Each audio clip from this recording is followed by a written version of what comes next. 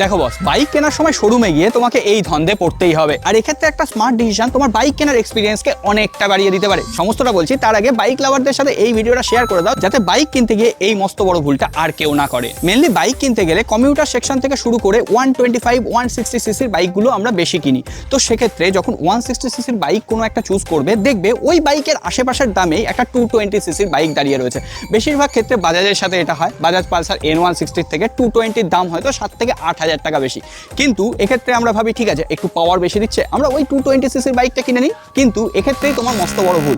তোমরা যদি লং রাইডে যাও, বেশি হাইওয়ে রাইড করো, তাহলে 220 সিসির বাইক ঠিক আছে। কিন্তু তোমরা যদি মেনলি সিটি রাইডের জন্য একটা বাইক চাও, অফিস কমিউটের জন্য, তাহলে সেক্ষেত্রে 220 সিসির বাইকটা তোমার একটু হেভি পড়তে পারে। কারণ মাইলেজ কম দেবে, তার উপরে যে servicing cost, engine oil cost, এটাও কিন্তু একটু বেশি পড়বে। তো সেক্ষেত্রে এই স্মার্ট চয়েসটাই তোমাকে পারফেক্ট বাইং এক্সপিরিয়েন্স প্রোভাইড করতে পারে। তোমরা আগে থেকে ক্যালকুলেশন করবে, অনেক ভিডিও দেখবে, রিভিউজ দেখার পর বাইক একদম সঠিকভাবে চুজ করে তারপর বাইক কেনার সিদ্ধান্ত নিও।